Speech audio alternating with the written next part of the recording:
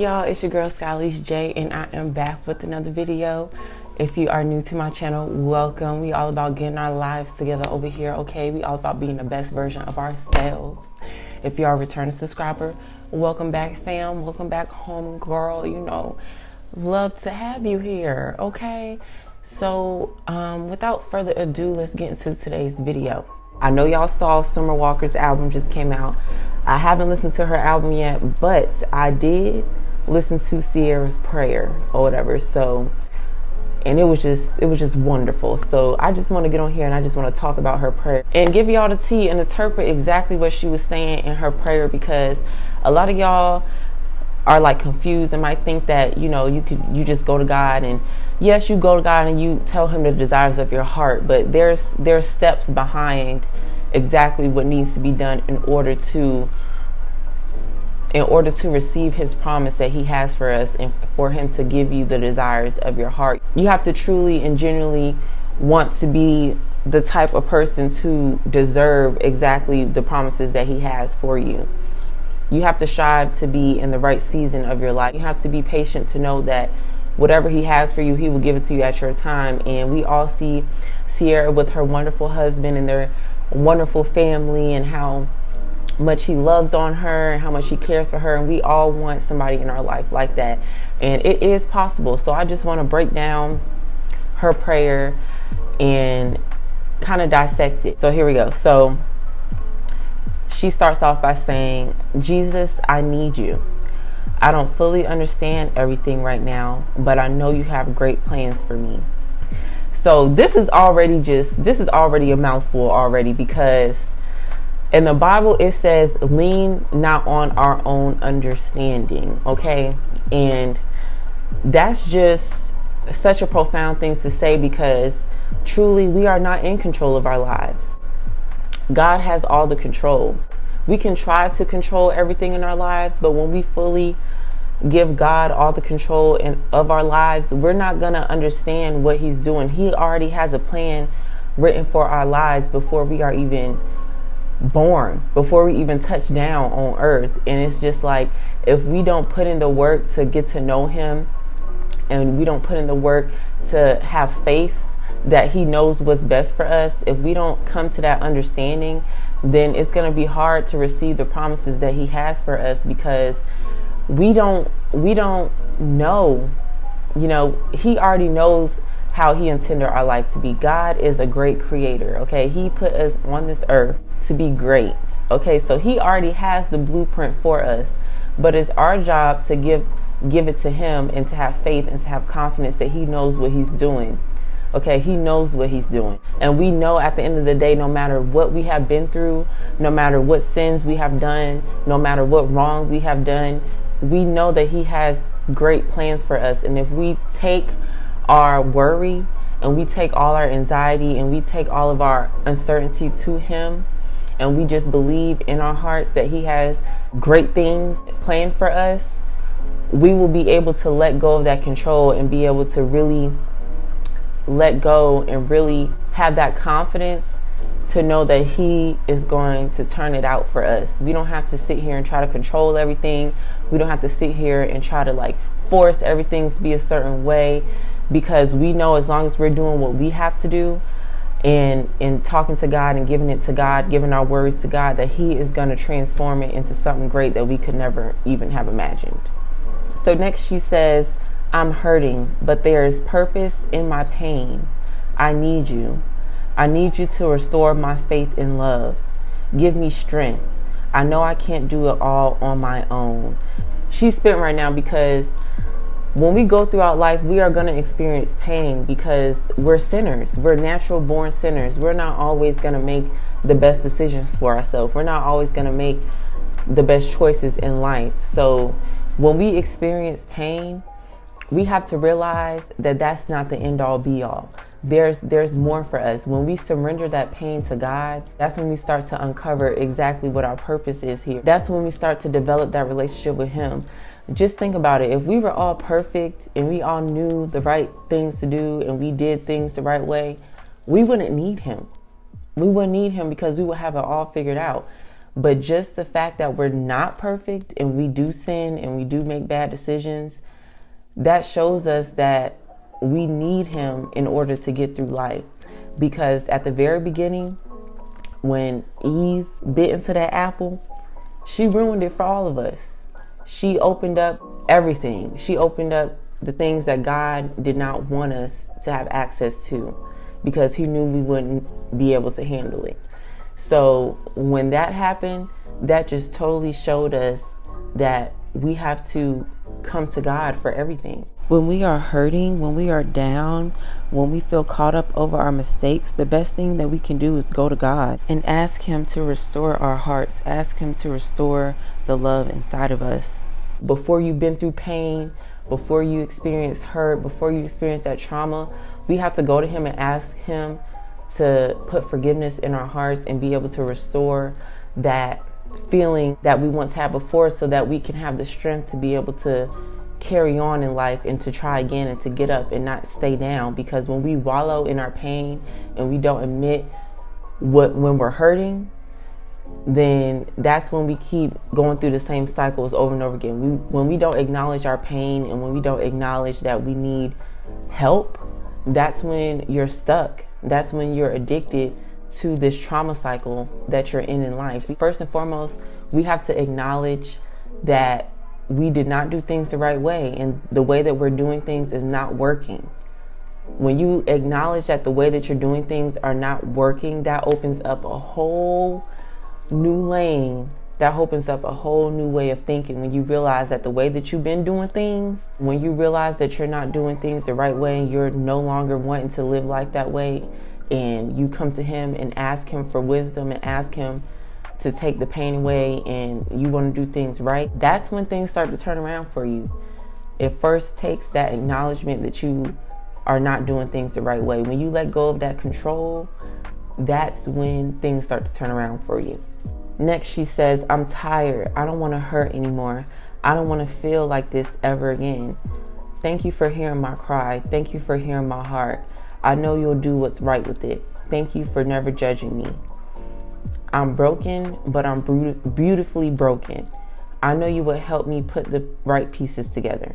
I know my pain is not in vain. So this is so true. Like, this is so true. I like when she says, thank you for hearing my cry. Thank you for hearing my heart. I know you'll do what's right with it.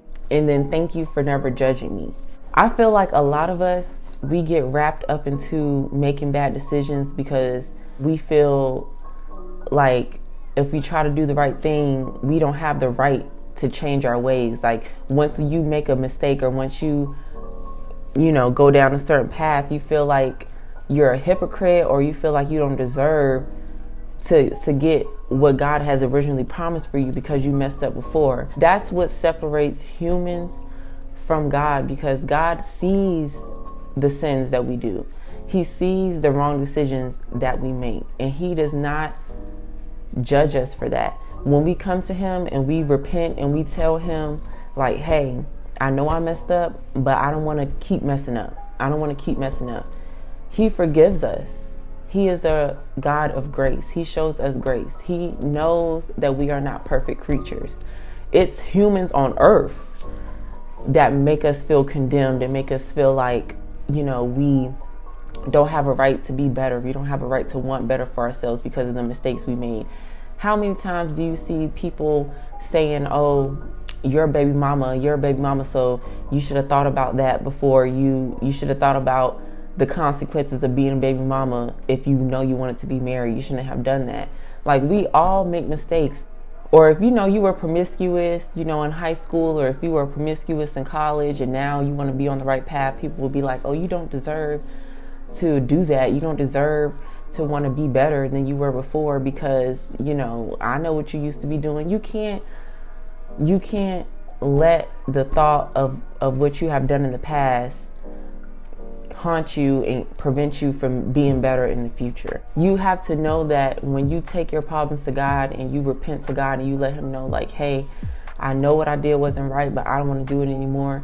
he will forgive you. As long as you're trying, and as long as you're trying to get to know him, he will forgive you, and he will still continue to bless your life. Don't ever feel like you are not worthy of blessings because you have messed up before. When she said, I know you would help me put the right pieces together.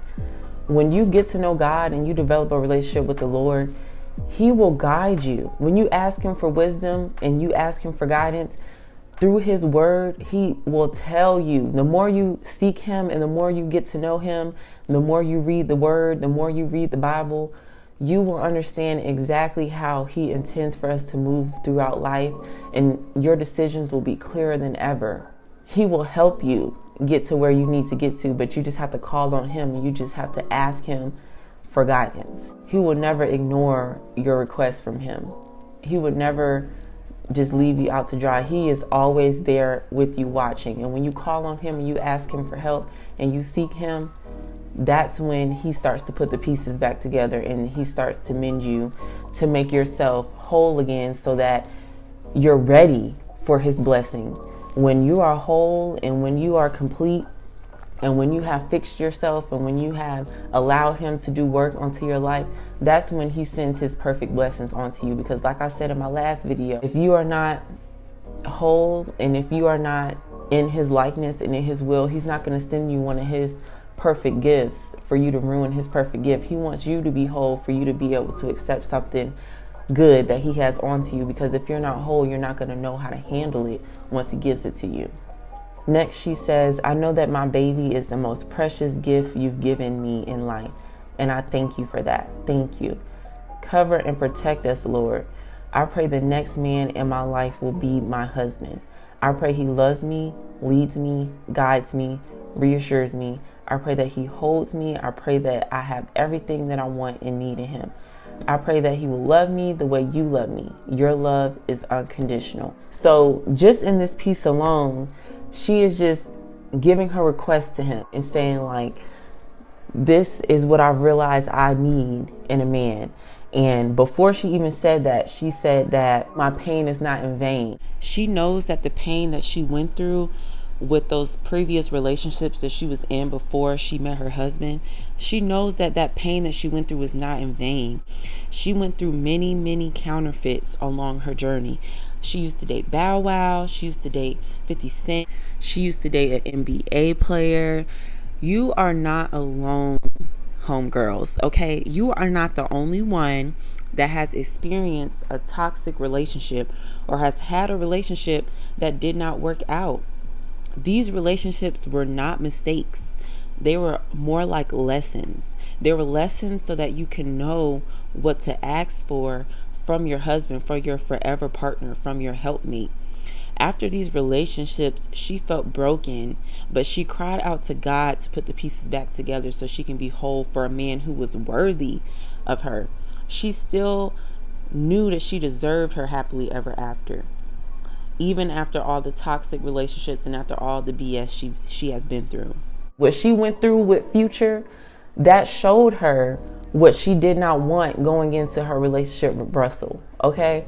So she is not regretting the child that she conceived with her relationship from Future. She's not regretting the experiences that she had, because without those experiences that she had with Future, she would not know what to ask God for her relationship with Russell. Like, she knows that she had to go through that in order to know exactly what is good for her and know exactly what she needs from God.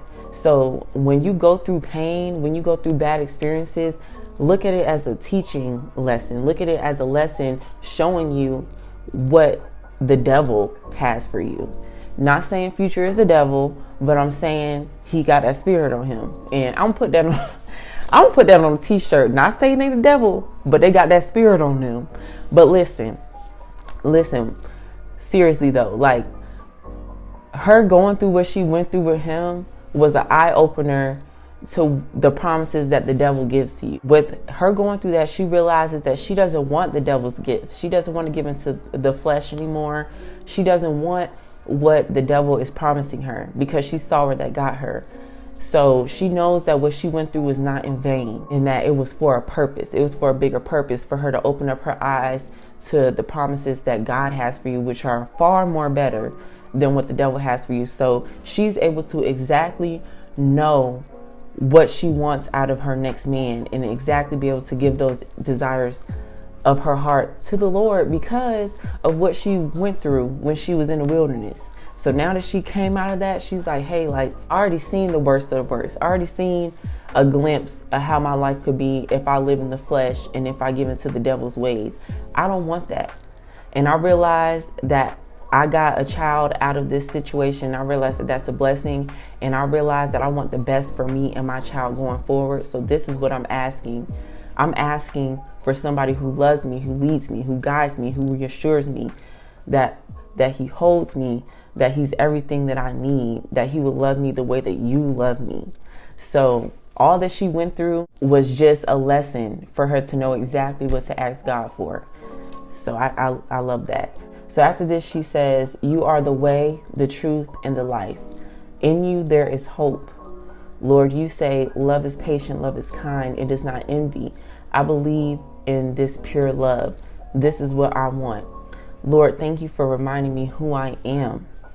I am a queen. I deserve to be treated like one. I am a warrior. I will get up. I am a child of God. I'm everything you say I am. I am an overcomer. I am built for this. Lord, I am ready. In Jesus' name, amen. The fact that Ciara went through whatever she went through with the relationship that she was in before Russell, before her husband, and she's still able to remain positive and still able to recognize that she is a queen and she is great and she deserves the best for herself. The fact that she's still able to recognize that, that's nothing but God. Okay? That's nothing but God right there. When you recognize your true self and you recognize the greatness in you and the potential that you have, you don't allow your past experiences to prevent you from getting that. Because she could very easily be bitter. She can very easily feel like that relationship she was in before her husband is all that she deserved, and she would have never got the promise that God had for her. But the fact that she sought him and she realized that there's more to life and that there's more that she deserves, that's when her blessing came.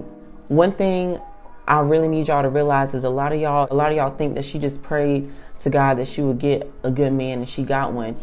No, the meat of this prayer is her realizing that all she went through was not in vain, and that all she went through does not define who she is. God is not just somebody that you just call on when you're in need or when you're going through a tough time and you just need him to rescue you from that.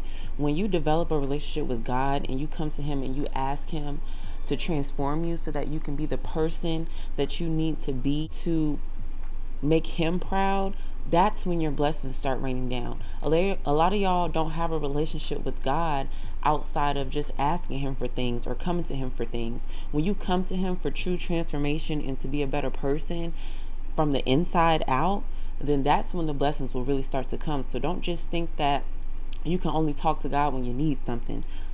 God wants to be your friend. He wants to be a part of your life. He already knows what's going on in your life. He wants you to include him in everything that you do. She recognized that over all of what she went through, that she is still a queen, that she is still a child of God, and that she is everything that God says that she is. She had to develop her relationship with God to realize that these feelings that she has did not come from just waking up and just realizing it. No.